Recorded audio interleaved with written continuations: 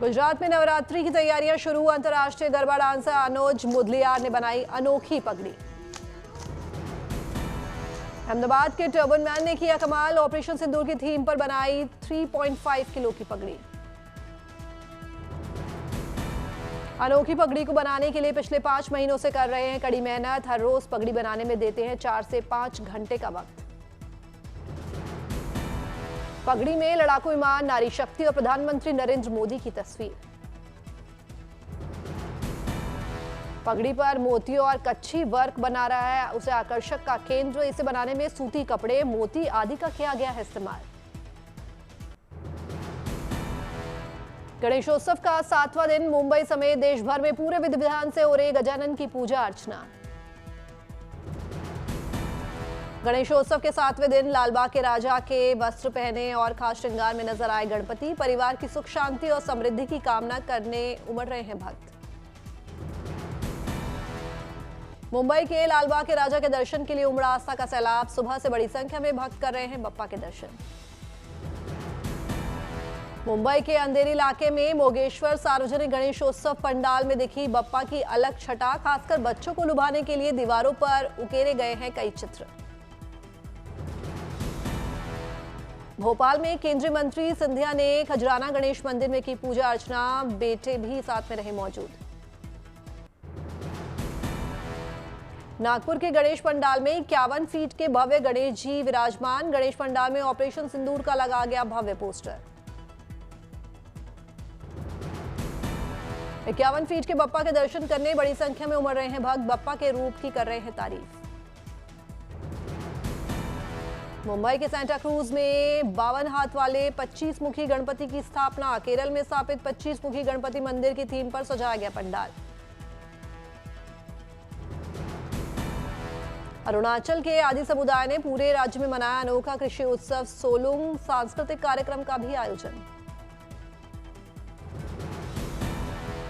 सुख समृद्धि, अच्छी फसल, चावल और फलों की अच्छी खेती के लिए मनाया जाता है सोलुंग त्योहार। हर साल आदि समुदाय मनाता है ये त्योहार।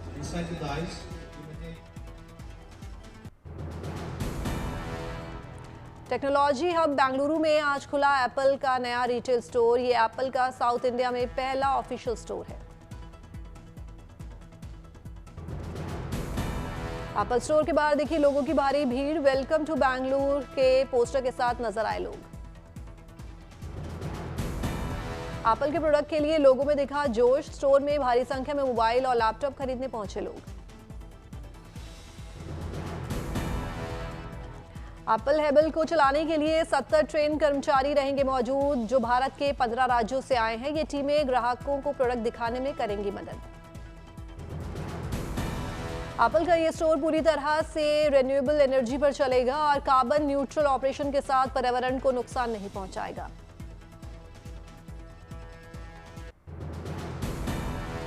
अयोध्या के हनुमानगढ़ी मंदिर में उमड़ा आस्था का सैलाब। बड़ी संख्या में भक्तों ने किए हनुमान जी के दर्शन। प्रधानमंत्री मोदी ने सेमीकॉन इंडिया 2025 का किया उद्घाटन। देश में सेमीकंडक्टर निर्माण और विकास को लक्ष्य बनाने की मुहिम। पीएम को भेंट की गई देश की पहली made in India chip Vikram. Delhi में अखिल भारतीय एनसीसी थल सैनिक शिविर का शुभारंभ। Air vice marshal PVS Narayan हुए शामिल। खरगोन में सचिन तेंदुलकर ने देखी महेश्वरी साड़ी की बनाई। बुनकरों की कला के हुए मुरीद। परिवार ने की बुनकरों की तारीफ। सचिन तेंदुलकर ने महेश्वर के अहिल्या घाट पर बच्चों से की मुलाकात। अहिल्याबाई की विरासत से रूबरू हुए सचिन तेंदुलकर। अर्जेंटीना के अंदाना सिल्वेरा और डिएगो ऑर्टेगा ने जीती टेंगो सलून श्रेणी में विश्व चैंपियनशिप। ब्यूनस आयर्स में आयोजित हुआ था टेंगो बीए महोत्सव और विश्व चैंपियनशिप। 5 साल की कड़ी मेहनत के बाद युगल ने जीता ये प्रतिष्ठित खिताब। प्रतियोगिता के अंतिम क्षणों को बताया बेहद खास।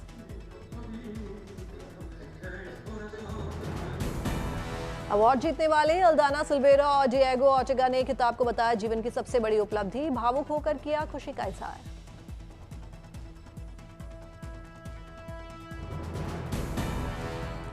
ग्रैंड थिएटर में आयोजित इस फाइनल मुकाबले में अर्जेंटीना, कोलंबिया, रूस, दक्षिण कोरिया, जापान और इंडोनेशिया के डांसर्स ने लिया था हिस्सा।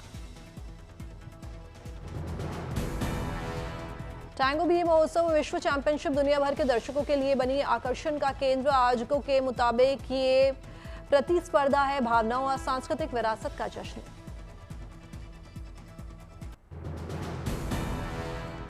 वेनेजुएला के एक शिल्पकार ने रिसाइकलिंग को बढ़ावा देने के लिए कचरे से बनाई मूर्तियां, कई जानवर और फिल्मी पात्रों की मूर्तियां भी बनाई। शिल्पकार ने खुली हवा में बनाई गैलरी, नई कृतियों के साथ अपने संग्रह का विस्तार करने की है योजना। रूसी हमलों के शिकार यूक्रेन के खार्किव में बच्चों के लिए बनाया गया अंडरग्राउंड स्कूल, उत्साहित दिखे बच्चे। खार्किव की मेयर के मुताबिक इस साल करीब 17,000 बच्चे अंडरग्राउंड स्कूल में हासिल करेंगे शिक्षा। अभिभावकों ने इस शुभ पहल का किया स्वागत। खार्किव में 7 नए भूमिगत स्कूल और 6 मेट्रो स्टेशन हैं, जहां बड़ी संख्या में बच्चे कर रहे हैं पढ़ाई। जनवरी में 3 और स्कूल खुलने की है उम्मीद।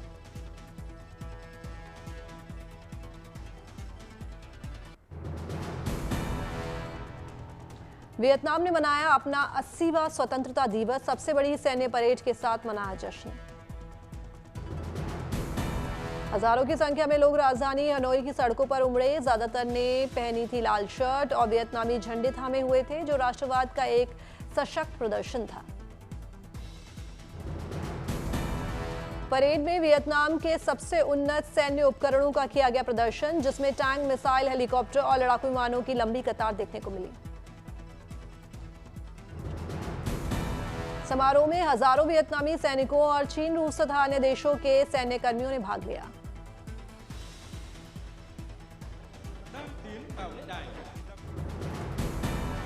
समुद्र में भी मनाया गया आजादी का जश्न। वियतनाम की पनडुब्बियों और फ्रिगेट्स का बड़ा हुआ शामिल। दिल्ली एनसीआर में लगातार हो रही बारिश से तापमान में दर्ज की गई गिरावट। हवा की गुणवत्ता में हुआ सुधार। खुशनुमा मौसम का आनंद उठा रहे हैं लोग। दिल्ली एनसीआर में भारी बारिश की वजह से खतरे के निशान के ऊपर पहुंचा यमुना का जलस्तर। निचले इलाकों में भरा पानी। शाम तक जलस्तर में बढ़ोतरी का अनुमान। दिल्ली के यमुना बाजार इलाके में घुसा बाढ़ का पानी। लोग अपना सामान लेकर कैंप में जा रहे हैं। बचाव के लिए भरे जा रहे हैं मिट्टी।